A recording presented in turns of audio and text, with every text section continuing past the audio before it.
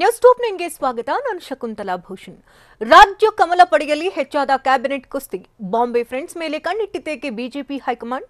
Jalappa college ಬಳಿ high drama ನಡೆದಿದ್ಯಾಕೆ? 70 ಅಂಕದ ಪರೀಕ್ಷೆಗೆ 73 ಮಾರ್ಕ್ಸ್ ಕೊಟ್ಟಿದ್ದಾದ್ರೂ ಎಲ್ಲಿ? ಇದೆಲ್ಲವನ್ನ ನೋಡೋಣ ನ್ಯೂಸ್ ಟಾಪ್ 9 ನಲ್ಲಿ.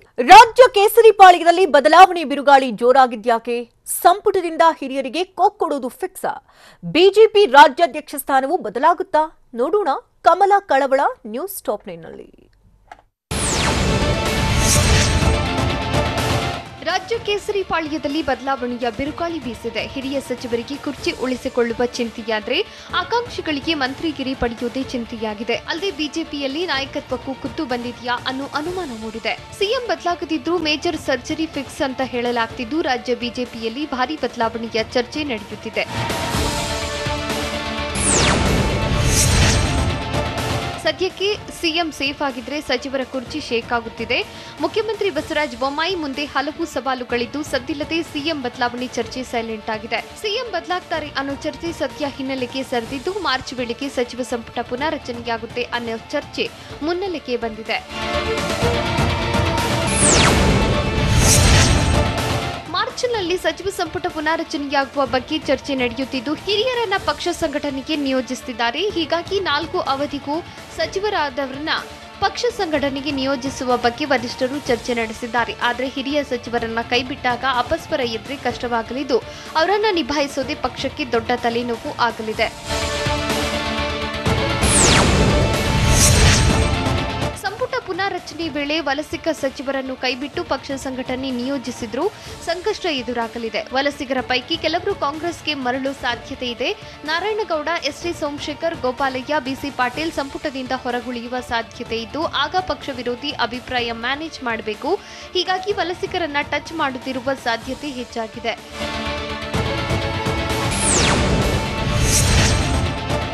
ಈ ಬಾರಿ ಸಚಿವ ಸಂಪುಟದಿಂದ ಹಿರಿಯರಿಗೆ ಕೊಡುವ ಸಾಧ್ಯತೆ ದಟ್ಟವಾಗಿದೆ. ಜಾತಿ ಸಮೀಕರಣದಲ್ಲಿ ಹೊಸಬರಿಗೆ ಲಕ್ ಸಿಗಲಿದ್ದು ಮುಂದಿನ ಚುನಾವಣೆ ಗಮನದಲ್ಲಿಟ್ಟುಕೊಂಡು ಚಾನ್ಸ್ ಕೊಡ್ತಾರೆ ಅಂತ ಹೇಳಲಾಗ್ತಿದೆ. ಸಂಪುಟಕ್ಕೆ ಯಾರು ಇನ್ ಯಾರು ಔಟ್ ಅನ್ನೋದು ಸದ್ಯ ಭಾರೀ ಕುತೂಹಲಕ್ಕೆ ಕಾರಣವಾಗಿದೆ.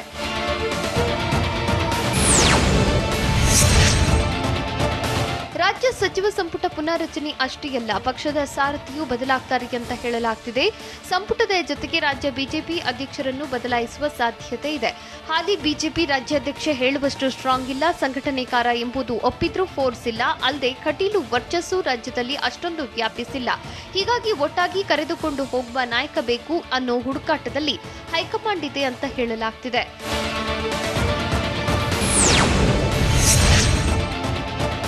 ಬಿಜೆಪಿ ರಾಜ್ಯಾಧ್ಯಕ್ಷ ನಳಿನ್ ಕುಮಾರ್ ಕಟೀಲು ವರ್ಚಸ್ಸಿನ ಬಗ್ಗೆ ಕೆಲ ನಾಯಕರು ಪ್ರಸ್ತಾಪ ಮಾಡಿದ್ದಾರಂತೆ. ಹೀಗಾಗಿ ರಾಜ್ಯ ಬಿಜೆಪಿ ಅಧ್ಯಕ್ಷರ ಬದಲಾಯಿಸಲು ಹೈಕಮಾಂಡ್ ನಾಯಕರು ಗಂಭೀರ ಚಿಂತನೆ ನಡೆಸಿದ್ದಾರಂತೆ. ಅಲ್ಲದೆ ಪ್ರಧಾನಿ ನರೇಂದ್ರ ಮೋದಿ ಹೆಸರಿನ ಮೇಲೆ ಲೋಕಸಭೆ ಎಲೆಕ್ಷನ್ ಎದುರಿಸಲಿದ್ದು ಮೋದಿ ಹೆಸರು ಅನುಷ್ಠಾನಕ್ಕೆ ತರುವಂತಹ ನಾಯಕ ಬೇಕು ಅನ್ನೋ ಲೆಕ್ಕಾಚಾರದಲ್ಲಿದ್ದಾರಂತೆ.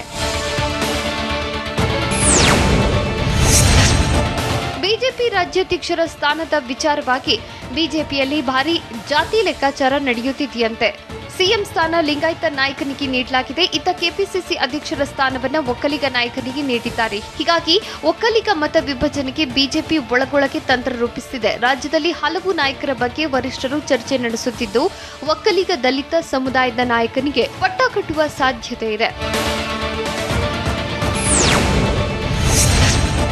ಬಿಜೆಪಿ ರಾಜ್ಯಾಧ್ಯಕ್ಷರ ಬದಲಾವಣೆಗೆ ಹೈಕಮಾಂಡ್ ಪ್ಲಾನ್ ಮಾಡ್ತಿದ್ರೆ ಇತ್ತ ಪಟ್ಟಕ್ಕೇರಲು ಕೆಲವು ನಾಯಕರು ಹಿಂದೇಟು ಹಾಕ್ತಿದ್ದಾರಂತೆ. ಚುನಾವಣಾ ಸಮಯಕ್ಕಷ್ಟೇ ಅಧ್ಯಕ್ಷರಾಗಲು ಕೆಲವರು ಸಿದ್ಧರಿಲ್ಲ. ಬಹುಮತ ಬರೆದಿದ್ರೆ ರಾಜ್ಯಾಧ್ಯಕ್ಷರಿಗೆ ಭಾರೀ ಸಂಕಷ್ಟ ಎದುರಾಗಲಿದ್ದು ಅಧ್ಯಕ್ಷರ ರಾಜಕೀಯ ಭವಿಷ್ಯ ಮುಸುಕಾಕೋ ಆತಂಕವಿದೆ. ಅಲ್ಲದೆ ರಾಜ್ಯ ಜಿಲ್ಲಾ ಘಟಕದಲ್ಲಿ ಬಿಎಲ್ ಸಂತೋಷ್ ಬೆಂಬಲಿಗರೇ ಹೆಚ್ಚಾಗಿ ಇದ್ದಾರೆ.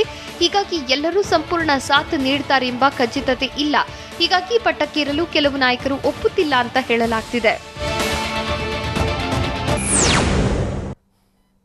ಮಾರ್ಚ್ನಲ್ಲಿ ಸಂಪುಟ ಪುನರಚನೆಯೋ ವಿಸ್ತರಣೆಯೋ? ಸಂಪುಟ ಸರ್ಜರಿ ವೇಳೆ ಯಾರಿಗೆಲ್ಲ ಚಾನ್ಸ್ ಸಿಗಲಿದೆ? ನಮಗೆ ಸಚಿವರಾಗುವ ಯೋಗ್ಯತೆ ಇಲ್ವಾ ಅಂತ ಪ್ರಶ್ನಿಸಿದ್ದಾದ್ರೂ ಯಾರು? ನೋಡೋಣ ಕ್ಯಾಬಿನೆಟ್ ಕುಸ್ತಿ ನ್ಯೂಸ್ ಟಾಪ್ 9 ನಲ್ಲಿ. ರಾಜ್ಯ ಸಂಪುಟ ವಿಸ್ತರಣೆಗೆ ಶಾಸಕರಿಂದ ಒತ್ತಡ ಹೆಚ್ಚಾಗುತ್ತಿದೆ. ಮಾರ್ಚ್ಗೂ ಮೊದಲೇ ಸಂಪುಟ ವಿಸ್ತರಣೆ ಮಾಡುವಂತೆ ಪಟ್ಟು ಹಿಡಿದಿದ್ದಾರೆ. ಅಲ್ಲದೆ ಕೆಲವು ಶಾಸಕರು ಬಹಿರಂಗವಾಗಿ ಹೇಳಿಕೆ ನೀಡುತ್ತಿದ್ದಾರೆ. ರೇಣುಕಾಚಾರ್ಯ, ಯತ್ನಾಳ್, ಅಭಯ್ ಪಾಟೀಲ್ ಸಂಪುಟ ವಿಸ್ತರಣೆ ಮಾಡುವಂತೆ ಆಗ್ರಹಿಸಿದ್ದಾರೆ. ಹೀಗಾಗಿ ಪಂಚರಾಜ್ಯ ಚುನಾವಣೆ ಬಳಿಕ ಸಂಪುಟ ಪುನಾರಚನೆಯಾಗುವ ಸಾಧ್ಯತೆ ಇದೆ. ರಾಜ್ಯ ಸಚಿವ ಸಂಪುಟ ವಿಸ್ತರಣೆಯೋ ಪುನಾರಚನೆಯೋ ಅನ್ನೋದು ಇನ್ನೂ ಗೊಂದಲವಾಗಿದೆ. ಎಲ್ಲದಕ್ಕೂ ಹೈಕಮಾಂಡ್ ಅಂತಿಮ ಅಂಕಿತ ಬೇಕಾಗಿದ್ದು ಮಾರ್ಚ್ವರೆಗೂ ಯಾವುದೇ ನಿರ್ಧಾರ ಕಷ್ಟವಾಗಿದೆ. ಹೀಗಾಗಿ ಹೈಕಮಾಂಡ್ ಆದೇಶ ಪಾಲನೆಯಷ್ಟೇ ಸಿಎಂಗಿರೋ ದಾರಿಯಾಗಿದೆ. ಇದೇ ಕಾರಣಕ್ಕೆ ಬಜೆಟ್ ಅಧಿವೇಶನ, ಜಿಲ್ಲಾ ಪಂಚಾಯಿತಿ ಎಲೆಕ್ಷನ್ ಸೇರಿದಂತೆ ನಾನಾ ನೆಪವೊಡ್ಡಿ ಪುನಾರಚನೆ ಮುಂದೂಡುವ ಸಾಧ್ಯತೆ ಇದೆ. ಮಾರ್ಚ್ನಲ್ಲಿ ಸಚಿವ ಸಂಪುಟ ಪುನಾರಚನೆಯಾಗುತ್ತೆ ಅಂತ ಹೇಳಲಾಗ್ತಿದೆ. ಹೀಗಾಗಿ ಸಂಪುಟ ಪುನಾರಚನೆ ವೇಳೆ ಕ್ಯಾಬಿನೆಟ್ ಸೇರುವವರ ಲಿಸ್ಟ್ ದೊಡ್ಡದಾಗಿದೆ. ಸಂಪುಟ ಪುನಾರಚನೆ ಬಗ್ಗೆ ಆಗಾಗ ಬಾಂಬ್ ಸಿಡಿಸುವ ಶಾಸಕ ಬಸವನಗೌಡ ಪಾಟೀಲ್ ಯತ್ನಾಳ್ಗೆ ಈ ಬಾರಿ ಸಂಪುಟ ಸೇರುವ ಅವಕಾಶ ಸಿಗೋ ಚಾನ್ಸ್ ಇದೆ. ಇವರ ಜೊತೆ ಮಾಜಿ ಸಚಿವ ರಮೇಶ್ ಜಾರಕಿಹೊಳಿ ಕೂಡ ಮತ್ತೆ ಸಂಪುಟ ಸೇರ್ತಾರೆ ಅಂತ ಹೇಳಲಾಗ್ತಿದೆ. ಸಚಿವ ಸಂಪುಟ ಸೇರುವ ಅವಕಾಶ ಸಿಗದಿರುವುದಕ್ಕೆ ಬಹಿರಂಗವಾಗಿಯೇ ಅಸಮಾಧಾನ ಹೊರಹಾಕಿರುವ ಶಾಸಕ ರೇಣುಕಾಚಾರ್ಯಗೆ ಈ ಬಾರಿ ಅವಕಾಶ ಸಿಗುತ್ತೆ ಅಂತ ಹೇಳಲಾಗ್ತಿದೆ. ದತ್ತಾತ್ರೇಯ ಪಾಟೀಲ್ ರೇವೂರ್, ಪಿ ರಾಜೀವ್ಗೂ ಈ ಬಾರಿ ಅದೃಷ್ಟ ಕುಲಾಯಿಸುತ್ತೆ ಎನ್ನಲಾಗಿದೆ. ಜೊತೆಗೆ ಎಸ್ಎ ರಾಮದಾಸ್, ಪೂರ್ಣಿಮಾ ಶ್ರೀನಿವಾಸ್ಗೆ ಅವಕಾಶ ಸಿಗುವ ಸಾಧ್ಯತೆ ಇದೆ. ಮಾಜಿ ಮುಖ್ಯಮಂತ್ರಿ ಬಿಎಸ್ ಯಡಿಯೂರಪ್ಪರ ಪುತ್ರ ಬಿವೈ ವಿಜಯೇಂದ್ರ ಕೂಡ ಸಚಿವ ಸಂಪುಟ ಪ್ರವೇಶಿಸುವ ನಿರೀಕ್ಷೆ ಇದೆ. ಈ ಬಾರಿ ಸಂಪುಟ ಪುನಾರಚನೆಯಲ್ಲಿ ಕೆಲವರು ಹೊರಗುಳಿಯುವ ಸಾಧ್ಯತೆ ಇದೆ. ಹಿರಿಯ ಸಚಿವರನ್ನು ಹಾಗೂ 4 ಬಾರಿ ಸಚಿವರಾದವರನ್ನ ಪಕ್ಷ ಸಂಘಟನೆಗೆ ಬಳಸಿಕೊಳ್ಳುತ್ತಾರೆ ಅಂತ ಹೇಳಲಾಗ್ತಿದೆ. ಸಚಿವರಾದ ಕೆಎಸ್ ಈಶ್ವರಪ್ಪ, ಮುರುಗೇಶ್ ನಿರಾಣಿ ಅಥವಾ ಸಿಸಿ ಪಾಟೀಲ್, ಪ್ರಭು ಚೌಹಾಣ್ರನ್ನ ಸಂಪುಟದಿಂದ ಕೈಬಿಡುವ ಸಾಧ್ಯತೆ ಇದೆ. 3-4 ಬಾರಿ ಸಚಿವರಾದವರ ವಿರುದ್ಧ ಶಾಸಕ ರೇಣುಕಾಚಾರ್ಯ ಕಿಡಿಕಾರಿದ್ದಾರೆ. ಬಿಜೆಪಿ ಸರ್ಕಾರ ಬಂದಾಗಲೆಲ್ಲ ಅವರೇ ಸಚಿವರಾಗಬೇಕಾ, ನಮಗೆ ಸಚಿವರಾಗುವ ಯೋಗ್ಯತೆ ಇಲ್ಲವಾ ಅಂತ ದಾವಣಗೆರೆ ಜಿಲ್ಲೆಯ ಹೊನ್ನಾಳಿಯಲ್ಲಿ ಟಿವಿ9ಗೆ ರೇಣುಕಾಚಾರ್ಯ ಹೇಳಿದ್ದಾರೆ. ಕಾಂಗ್ರೆಸ್ ಜೆಡಿಎಸ್ ಮೈತ್ರಿ ಸರ್ಕಾರ ಪತನ ಆಗಲು ನಾನು, ಶಾಸಕ ಬಸವನಗೌಡ ಯತ್ನಾಳ್ ಎಷ್ಟು ಪ್ರಯತ್ನಿಸಿದ್ದೇವೆ. ಕೆಲವು ಸಚಿವರು ಶಾಸಕರ ಫೋನ್ ಸಹ ರಿಸೀವ್ ಮಾಡಲ್ಲ. ಶಾಸಕರು ಪತ್ರವನ್ನ ಕೊಟ್ಟರೆ ಸಚಿವರ ಆಪ್ತ ಸಹಾಯಕರು ಶರ ಬರೆಯುತ್ತಾರೆ. ಇಂಥ ಸಚಿವರು ಬೇಕಾ ಎಂದು ರೇಣುಕಾಚಾರ್ಯ ಆಕ್ರೋಶ ಹೊರಹಾಕಿದ್ದಾರೆ. ಈಗ 4 ಸಚಿವ ಸ್ಥಾನ ಖಾಲಿ ಇದ್ದು ಸತತವಾಗಿ ಸಚಿವರಾದವರು ತಾವೇ ತಮ್ಮ ಸ್ಥಾನಕ್ಕೆ ರಾಜೀನಾಮೆ ನೀಡಲಿ ಅಂತ ಶಾಸಕ ರೇಣುಕಾಚಾರ್ಯ ಆಗ್ರಹಿಸಿದ್ದಾರೆ. ಮಾರ್ಚ್ನಲ್ಲಿ ಸಂಪುಟ ವಿಸ್ತರಣೆ ಬೇಡ, ಈಗಲೇ ಮಾಡಲಿ, ಅಗತ್ಯ ಬಿದ್ದರೆ ದೆಹಲಿಗೂ ಹೋಗ್ತೇವೆ. ಈ ವಿಚಾರದ ಬಗ್ಗೆ ನಾನು ಮತ್ತು ಬಸವನಗೌಡ ಪಾಟೀಲ್ ಯತ್ನಾಳ್ ಮಾತನಾಡಿದ್ದೇವೆ. ಮತ್ತೆ ಬಿಜೆಪಿ ಸರ್ಕಾರ ಬರಬೇಕು, ಹೊಸಬರಿಗೆ ಸಚಿವ ಸ್ಥಾನ ಸಿಗಬೇಕು ಎಂಬ ಕಾರಣಕ್ಕೆ ನಾನು ಯತ್ನಾಳ್ ಒಂದಾಗಿದ್ದೇವೆ. ನಮಗೆ ಸಚಿವ ಸ್ಥಾನ ಕೊಟ್ಟು ನೋಡ್ಲಿ, ಮಾಡಿ ತೋರಿಸುವ ತಾಕತ್ತು ಇದೆ ಅಂತ ರೇಣುಕಾಚಾರ್ಯ ಹೇಳಿದ್ದಾರೆ. ಉತ್ತರ ಪ್ರದೇಶ ಮಾದರಿಯಲ್ಲಿ ಸಚಿವ ಸಂಪುಟ ರಚಿಸಲಿ ಅಂತ ಶಾಸಕ ಜಿಎಚ್ ತಿಪ್ಪಾರೆಡ್ಡಿ ಆಗ್ರಹಿಸಿದ್ದಾರೆ. ಚಿತ್ರದುರ್ಗದಲ್ಲಿ ಟಿವಿ9 ಜೊತೆ ಮಾತನಾಡಿದ ಅವರು, ಸಾಮಾಜಿಕ ನ್ಯಾಯದಡಿಯಲ್ಲಿ ಸಂಪುಟ ರಚನೆಯಾಗಲಿ, ಕೇವಲ ಮತ ಪಡೆಯಲು ಸಮುದಾಯಗಳ ಸೀಮಿತವಲ್ಲ, ಪ್ರತಿ ಸಮುದಾಯಕ್ಕೆ ಸಂಪುಟದಲ್ಲಿ ಅವಕಾಶ ಸಿಗಬೇಕು ಅಂತ ಹೇಳಿದ್ದಾರೆ. ಅಲ್ಲದೆ ಹಿರಿಯ ಸಚಿವರನ್ನು ಸಂಪುಟದಿಂದ ಕೈಬಿಡುವ ವಿಚಾರ ಸಿಎಂ ಮತ್ತು ಪಕ್ಷಕ್ಕೆ ಬಿಟ್ಟದ್ದು. ನಾನು ಹಿರಿಯ ಶಾಸಕನಾಗಿ ಸಚಿವ ಸ್ಥಾನಕ್ಕೆ ಆಕಾಂಕ್ಷಿಯಾಗಿದ್ದೇನೆ. 3 ತಿಂಗಳ ಬಳಿಕ ಸಚಿವ ಸಂಪುಟ ಪುನಾರಚನೆ ಮಾಡಿದರೆ ಮಾಜಿ ಮಂತ್ರಿ ಅನ್ನಿಸಿಕೊಳ್ಳಲು ಮಂತ್ರಿ ಆದಂತಾಗುತ್ತೆ ಎಂದು ತಿಳಿಸಿದ್ದಾರೆ. ಸಂಪುಟ ಪುನಾರಚನೆ ವಿಚಾರದಲ್ಲಿ ವರಿಷ್ಠರ ತೀರ್ಮಾನವೇ ಅಂತಿಮ ಅಂತ ಸಿಎಂ ಬೊಮ್ಮಾಯಿ ಹೇಳಿದ್ದಾರೆ. ನಾಯಕರು ಸೇರಿ ಆಗಾಗ ಸಭೆ ಮಾಡ್ತಾರೆ, ಅದನ್ನ ರಹಸ್ಯ ಸಭೆ ಅನ್ನೋಕ್ಕಾಗಲ್ಲ. ಸಂಪುಟ ವಿಸ್ತರಣೆ ಯಾವಾಗ ಅನ್ನೋದು ವರಿಷ್ಠರ ಗಮನದಲ್ಲಿದೆ. ವರಿಷ್ಠರು ಕರೆದು ಮಾತನಾಡಿದ ಬಳಿಕ ನಾನು ಮಾತನಾಡ್ತೀನಿ ಎಂದು ಸಿಎಂ ತಿಳಿಸಿದ್ದಾರೆ. ಅಲ್ಲದೆ ನಿಗಮ ಮಂಡಳಿ ಸಂಬಂಧ ಯಾವುದೇ ಪ್ರಸ್ತಾವನೆ ಬಂದಿಲ್ಲ. ಪಕ್ಷದ ನಾಯಕರೆಲ್ಲ ಚರ್ಚಿಸಿ ಬಳಿಕ ಪ್ರಸ್ತಾವನೆ ಸಲ್ಲಿಸುತ್ತಾರೆ ಅಂತ ಹೇಳಿದ್ದಾರೆ. ರಾಜ್ಯ ಸಂಪುಟ ವಿಸ್ತರಣೆ ಮಾಡುವ ಅಗತ್ಯವಿದೆ ಅಂತ ಹೇಳಿದ್ಯಾರು? ಸಚಿವ ಉಮೇಶ್ ಕತ್ತಿ ಸವದಿಗೆ ಬಾಲಚಂದ್ರ ಜಾರಕಿಹೊಳಿ ತಿರುಗೇಟು ಕೊಟ್ಟಿದ್ದು ಹೇಗೆ? ಸಂಪುಟ ಸರ್ಜರಿ ಬಗ್ಗೆ ಸಚಿವರು ಏನೆಲ್ಲ ಹೇಳಿದ್ದಾರೆ ನೋಡೋಣ. ಸಂಪುಟ ಸಂಘರ್ಷ ನ್ಯೂಸ್ ಟಾಪ್ 9ನಲ್ಲಿ. ರಾಜ್ಯ ಸರ್ಕಾರದಲ್ಲಿ ಸಂಪುಟ ಸಂಘರ್ಷ ಜೋರಾಗಿದೆ. ಸಂಪುಟ ಸರ್ಜರಿಗೆ ಆಗ್ರಹ ಹೆಚ್ಚುತ್ತಿದ್ದು ಸಚಿವ ಸ್ಥಾನಕ್ಕೆ ಸಿಎಂ ಬೊಮ್ಮಾಯಿ ಮೇಲೆ ತೀವ್ರ ಒತ್ತಡ ಹೇರುತ್ತಿದ್ದಾರೆ. ತಕ್ಷಣ ಖಾಲಿ ಸೀಟು ತುಂಬುವಂತೆ ಪಟ್ಟು ಹಿಡಿದಿದ್ದು ಸಚಿವಾಕಾಂಕ್ಷಿಗಳು ಕ್ಯಾಬಿನೆಟ್ ಕುರ್ಚಿಗೆ ಪೈಪೋಟಿಗಿಳಿದಿದ್ದಾರೆ.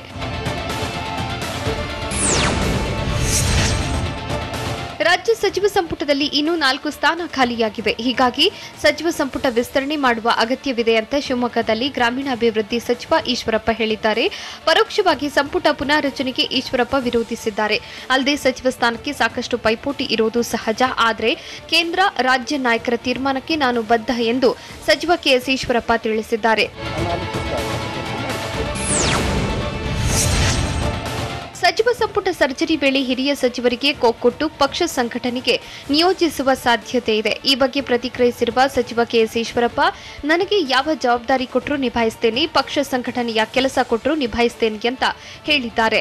ಇನ್ನು ರಾಜ್ಯಾಧ್ಯಕ್ಷ ಸ್ಥಾನ ಬದಲಾವಣೆ ಬಗ್ಗೆ ಪ್ರತಿಕ್ರಿಯಿಸಿರುವ ಈಶ್ವರಪ್ಪ, ಸದ್ಯಕ್ಕೆ ರಾಜ್ಯ ಬಿಜೆಪಿ ಘಟಕದ ಅಧ್ಯಕ್ಷ ಸ್ಥಾನ ಖಾಲಿ ಇಲ್ಲ, ಚುನಾವಣೆ ದೃಷ್ಟಿಯಲ್ಲಿ ಪಕ್ಷ ಸಂಘಟನೆಗೆ ಒತ್ತು ನೀಡುತ್ತೇನೆ ಅಂತ ಹೇಳಿದ್ದಾರೆ.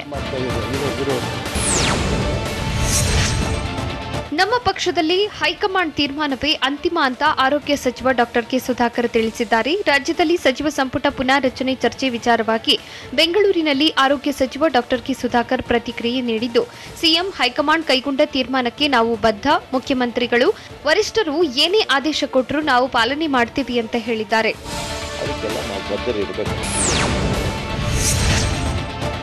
ಬೆಳಗಾವಿಯಲ್ಲಿ ಸಚಿವ ಉಮೇಶ್ ಕತ್ತಿ ನೇತೃತ್ವದಲ್ಲಿ ರಹಸ್ಯ ಸಭೆ ಬಿಜೆಪಿಯಲ್ಲಿ ಭಾರೀ ಸಂಚಲನ ಸೃಷ್ಟಿಸಿದೆ. ಬೆಳಗಾವಿ ನಾಯಕರ ಸಭೆ ಬಗ್ಗೆ ಸಿಎಂ ಪ್ರತಿಕ್ರಿಯೆ ನೀಡಿದ್ದು, ಬೆಳಗಾವಿಯಲ್ಲಿ ಯಾವುದೇ ಗೊಂದಲ ಇಲ್ಲ ಅಂತ ಹೇಳಿದ್ದಾರೆ.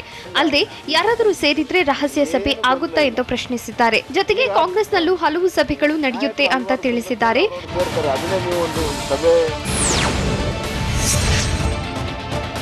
ಬೆಳಗಾವಿ ಬಿಜೆಪಿಯಲ್ಲಿ ಅಸಮಾಧಾನ ಭುಗಿಲೆದ್ದಿದ್ದು, ಸಚಿವ ಉಮೇಶ್ ಕತ್ತಿ ಮಾಜಿ ಡಿಸಿಎಂ ಸವದಿಗೆ ಬಾಲಚಂದ್ರ ಜಾರಕಿಹೊಳಿ ತಿರುಗೇಟು ನೀಡಿದ್ದಾರೆ. ಬೆಳಗಾವಿಯಲ್ಲಿ ನಡೆದ ಸಭೆ ಬಿಜೆಪಿ ಅಧಿಕೃತ ಸಭೆಯಲ್ಲ, ಯಾರನ್ನು ಹೊರಗಿಟ್ಟು ಸಭೆ ನಡೆಸುವ ಅವಶ್ಯಕತೆ ಇಲ್ಲ, ಸಭೆಗೆ ಹೆಚ್ಚಿನ ಮಹತ್ವ ನೀಡೋದು ಬೇಡ ಅಂತ ಬಾಲಚಂದ್ರ ಜಾರಕಿಹೊಳಿ ಫೇಸ್ಬುಕ್ ಪೋಸ್ಟ್ ಮಾಡಿದ್ದಾರೆ.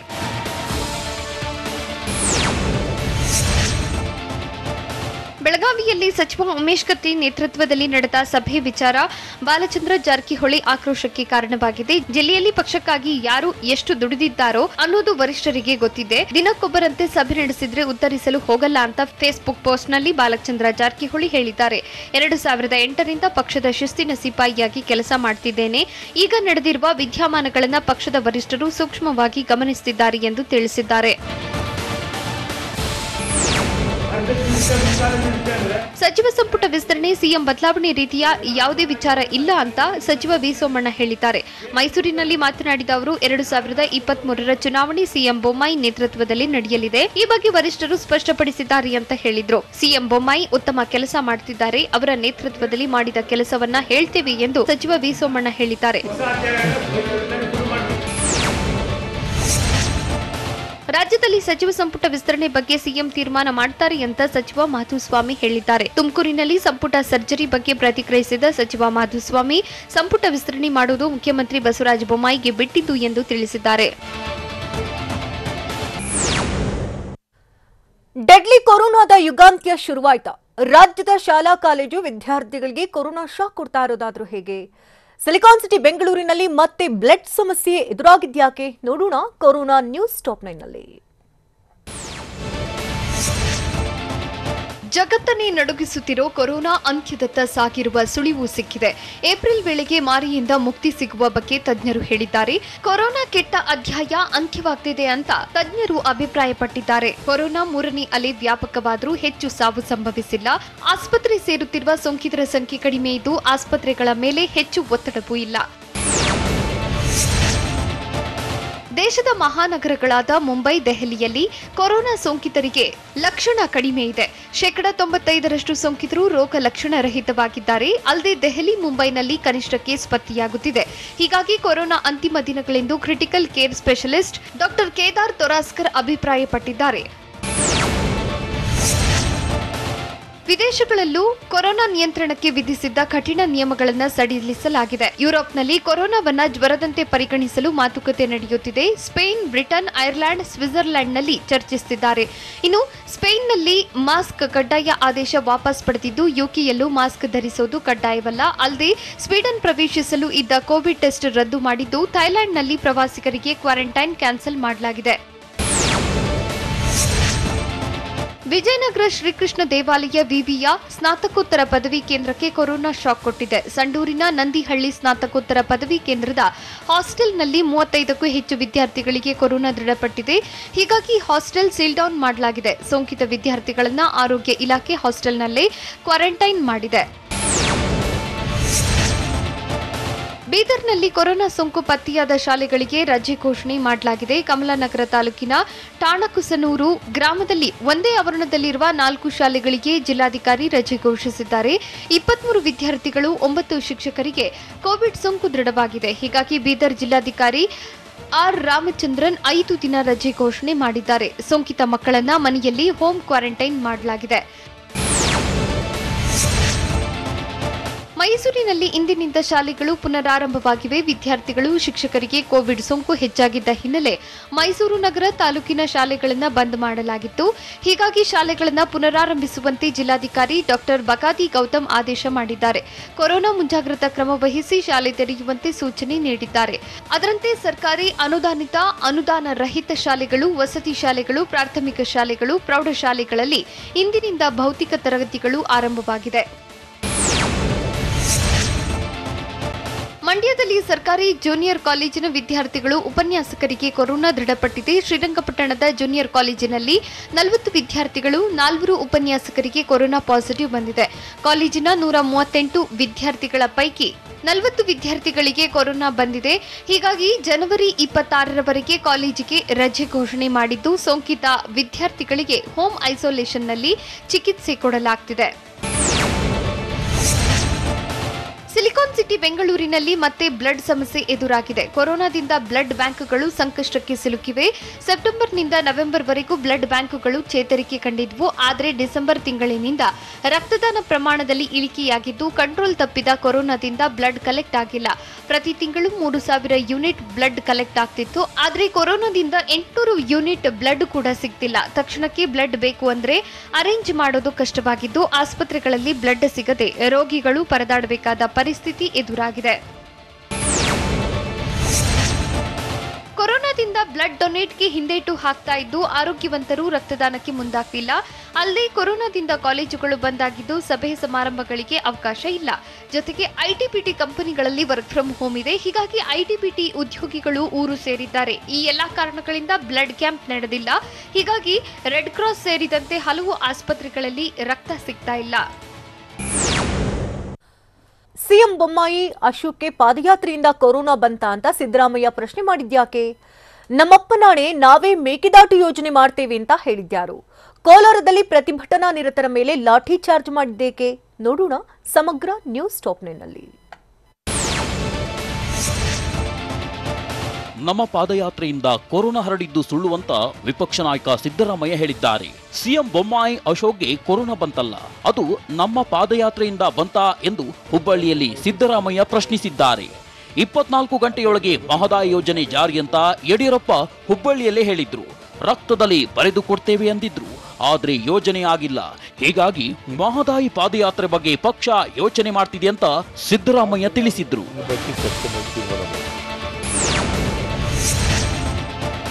ನಮ್ಮಪ್ಪ ನಾಣೆ ನಾವೇ ಮೇಕೆದಾಟು ಯೋಜನೆ ಮಾಡ್ತೇವೆ ಅಂತ ಮೈಸೂರಿನಲ್ಲಿ ವಸತಿ ಸಚಿವ ವಿ ಸೋಮಣ್ಣ ಹೇಳಿದ್ದಾರೆ.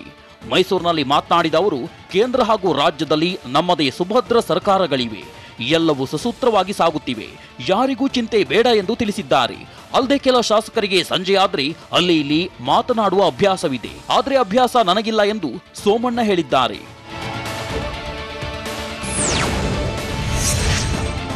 ಜನಾರ್ದನ್ ಪೂಜಾರಿ ನಿವಾಸಕ್ಕೆ ಸಚಿವ ಕೋಟಾ ಶ್ರೀನಿವಾಸ್ ಪೂಜಾರಿ ಭೇಟಿ ನೀಡಿ ಮಾತುಕತೆ ನಡೆಸಿದ್ದಾರೆ. ಗಣರಾಜ್ಯೋತ್ಸವ ಪೆರೇಡ್ಗೆ ನಾರಾಯಣಗುರು ಸ್ತಬ್ಧಚಿತ್ರ ತಿರಸ್ಕಾರದಿಂದ ಭುಗಿಲೆದ್ದಿರುವ ವಿವಾದದ ಬಗ್ಗೆ ಚರ್ಚಿಸಿದ್ದಾರೆ. ಪ್ರಧಾನಿ ಮೋದಿಗೆ ನಾರಾಯಣ ಗುರುಗಳ ಬಗ್ಗೆ ಗೌರವವಿದೆ. ಕೇರಳ ಸರ್ಕಾರ ಕಮ್ಯುನಿಸ್ಟರ ಕುತಂತ್ರದಿಂದ ವಿವಾದ ಸೃಷ್ಟಿಯಾಗಿದೆ. ಹೀಗಾಗಿ ಜನವರಿ 26ರ ಧರಣಿ ಬಗ್ಗೆ ಯೋಚಿಸಿ ನಿರ್ಧರಿಸಿ ಅಂತ ಕೋಟಾ ಶ್ರೀನಿವಾಸ್ ಪೂಜಾರಿ ಮನವಿ ಮಾಡಿದ್ದಾರೆ.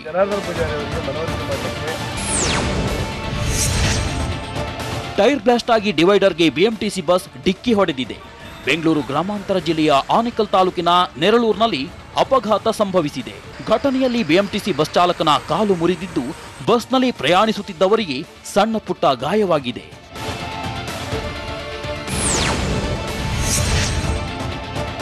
ಬೆಂಗಳೂರಿನ ನೈಸ್ ರಸ್ತೆಯಲ್ಲಿ ಕಾರೊಂದು ಧಗಧಗನೆ ಹೊತ್ತಿ ಉರಿದಿದೆ.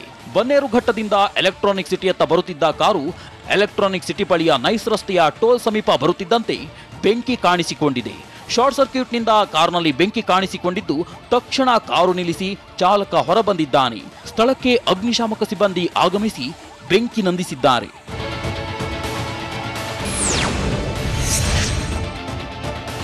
ಬೆಂಗಳೂರು ವಿಶ್ವವಿದ್ಯಾಲಯದಿಂದ ಮಹಾ ಎಡವಟ್ಟು ಮಾಡಿದ್ದು 70 ಅಂಕದ ಪರೀಕ್ಷೆಗೆ 73 ಅಂಕ ನೀಡಿದೆ. ಬಿಕಾಂನ 3ನೇ ಸೆಮಿಸ್ಟರ್ ವಿದ್ಯಾರ್ಥಿಗಳಿಗೆ ಗರಿಷ್ಠ ಅಂಕಕ್ಕಿಂತ ಹೆಚ್ಚು ಮಾರ್ಕ್ಸ್ ಕೊಟ್ಟಿದೆ. 2021ರ ಡಿಸೆಂಬರ್ನಲ್ಲಿ travel agency and tour operator ವಿಷಯದ ಬಗ್ಗೆ ಪರೀಕ್ಷೆ ನಡೆದಿತ್ತು. ಅಂಕಗಳನ್ನು ನೋಡಿ ವಿದ್ಯಾರ್ಥಿಗಳು ತಬ್ಬಿಬ್ಬಾಗಿದ್ದಾರೆ. ಲೋಕಾಯುಕ್ತ ಸಂಸ್ಥೆ ಅಧಿಕಾರ ಕುಂಠಿತವಾಗಿದೆ ಅಂತ ಲೋಕಾಯುಕ್ತ ನ್ಯಾಯಮೂರ್ತಿ ಪಿ ವಿಶ್ವನಾಥ್ ಹೇಳಿದ್ದಾರೆ. ಆದಾಯಕ್ಕಿಂತ ಹೆಚ್ಚು ಆಸ್ತಿ ಗಳಿಸಿದ್ರೆ, ಲಂಚ ಕೇಳಿದ್ರೆ ಲೋಕಾಯುಕ್ತಕ್ಕೆ ದಾಳಿ ಮಾಡುವಂತಹ ಅಧಿಕಾರ ಇತ್ತು. ಆದರೆ ನಾವು ಬಂದಾಗಿನಿಂದ ಈವರೆಗೂ ಆ ಅಧಿಕಾರ ಸಿಕ್ಕಿಲ್ಲ. ಹೆಚ್ಚಿನ ಅಧಿಕಾರ ಇದ್ರೆ ಪರಿಣಾಮಕಾರಿಯಾಗಿ ಕೆಲಸ ಆಗುತ್ತೆ. ಅಧಿಕಾರಕ್ಕೆ ಬಂದಾಗ ಹೈಕೋರ್ಟ್ನಲ್ಲಿ ರಿಟ್ ಅರ್ಜಿ ಇತ್ತು. ಹಲವಾರು ಕಾರಣಗಳಿಂದ ರಿಟ್ ಅರ್ಜಿ ತೀರ್ಮಾನ ಆಗಲಿಲ್ಲ. ರಿಟ್ ಅರ್ಜಿ ಬೇಗ ತೀರ್ಮಾನ ಆಗದಿರುವುದು ಬೇಸರವಾಗಿದೆ ಎಂದು ನ್ಯಾಯಮೂರ್ತಿ ಪಿ ವಿಶ್ವನಾಥ್ ಶೆಟ್ಟಿ ತಿಳಿಸಿದ್ದಾರೆ. ಕೊಪ್ಪಳ ಜಿಲ್ಲೆ ಕುಷ್ಟಗಿ ತಾಲೂಕಿನ ಅಡವಿಬಾವಿ ಗ್ರಾಮದಲ್ಲಿ ಕೋವಿಡ್ ಲಸಿಕೆ ನೀಡಲು ಬಂದ ಸಿಬ್ಬಂದಿಗೆ ವೃದ್ಧೆ ಬೆದರಿಕೆ ಹಾಕಿದ್ದಾಳೆ. ನೀವು ಲಸಿಕೆ ಹಾಕುವುದಕ್ಕೆ ಬಂದ್ರೆ ನಿಮ್ಮ ಹೆಸರು ಬರೆದಿಟ್ಟು ಸಾಯುತ್ತೇನೆ. ನನಗೆ ಸಿಗಬೇಕಾದ ಸೌಲಭ್ಯ ಕಡಿತವಾದರೂ ಪರವಾಗಿಲ್ಲ, ನಾನು ಮಾತ್ರ ಲಸಿಕೆ ಹಾಕಿಸಿಕೊಳ್ಳುವುದಿಲ್ಲವೆಂದು ಹನುಮವ್ವ ತಾಳವಾರ ಹೇಳಿದ್ದಾರೆ. ಇದೇ ಗ್ರಾಮದ ವೃದ್ಧ ಹನುಮಪ್ಪ ಎಂಬಾತ 2 ಎತ್ತು, ಎಮ್ಮೆ, ಕಾಳು ಎಲ್ಲ ತೆಗೆದುಕೊಳ್ಳಿ, ನನಗೆ ಕೋವಿಡ್ ಲಸಿಕೆ ಮಾತ್ರ ಬೇಡ ಅಂತ ಪಟ್ಟು ಹಿಡಿದಿದ್ದ. ಇನ್ನು ಚಿತ್ರದುರ್ಗ ಯುವಕನೊಬ್ಬ ಲಸಿಕೆ ಪಡೆಯದೆ ಮನೆ ಮೇಲೆ ಹತ್ತಿ ಕುಳಿತಿದ್ದ. ಚಳ್ಳಕೆರೆ ತಾಲೂಕಿನ ಎನ್ ದೇವರಹಳ್ಳಿಯಲ್ಲಿ ಘಟನೆ ನಡೆದಿದ್ದು ತಹಶೀಲ್ದಾರ್ ಎನ್ ರಘುಮೂರ್ತಿ, ಆರೋಗ್ಯ ಸಿಬ್ಬಂದಿ ಯುವಕನ ಮನವೊಲಿಕೆ ಮಾಡಿದ್ದಾರೆ. ಶಿವಮೊಗ್ಗದಲ್ಲಿ ನಾಪತ್ತೆಯಾಗಿದ್ದ ಟ್ರಾವೆಲ್ಸ್ ಮಾಲೀಕನ ಶವ ಪತ್ತೆಯಾಗಿದ್ದಾದ್ರೂ ಎಲ್ಲಿ? ಕಲ್ಲು ಎತ್ತು ಹಾಕಿ ವೃದ್ಧೆಯ ಬರ್ಬರ ಹತ್ಯೆ ಮಾಡಿದ್ಯಾರು? ಧಾರವಾಡದಲ್ಲಿ ಗ್ರಾಮ ಪಂಚಾಯಿತಿಯ ಮಾಜಿ ಸದಸ್ಯನ ಕುಟುಂಬ ಆತ್ಮಹತ್ಯೆಗೆ ಯತ್ನಿಸಿದ್ಯಾಕೆ? ನೋಡೋಣ ಕರ್ನಾಟಕ ನ್ಯೂಸ್ ಟಾಪ್ 9ನಲ್ಲಿ. ಬೀದರ್ನ ಪೊಲೀಸರೇ ಲಂಚ ಪಡೆಯುವ ವಿಡಿಯೋ ವೈರಲ್ ಆಗಿದೆ. ಭಾಲ್ಕಿ ಠಾಣೆಯ ಪಿಎಸ್ಐ ಪಿಆರ್ ರಾಘವೇಂದ್ರ ವಿರುದ್ಧ ಲಂಚ ಸ್ವೀಕಾರ ಮಾಡಿದ ಆರೋಪ ಕೇಳಿಬಂದಿದೆ. ಪೊಲೀಸ್ ಸಮವಸ್ತ್ರದಲ್ಲೇ ವ್ಯಕ್ತಿಯಿಂದ ಲಂಚ ಪಡೆದಿದ್ದು ಸಾಮಾಜಿಕ ಜಾಲತಾಣದಲ್ಲಿ ವಿಡಿಯೋ ವೈರಲ್ ಆಗ್ತಿದೆ. ಹೀಗಾಗಿ ಸಿಪಿಐ ರಾಘವೇಂದ್ರ ವಿರುದ್ಧ ಕ್ರಮಕ್ಕೆ ಸಾರ್ವಜನಿಕರು ಆಗ್ರಹಿಸಿದ್ದಾರೆ.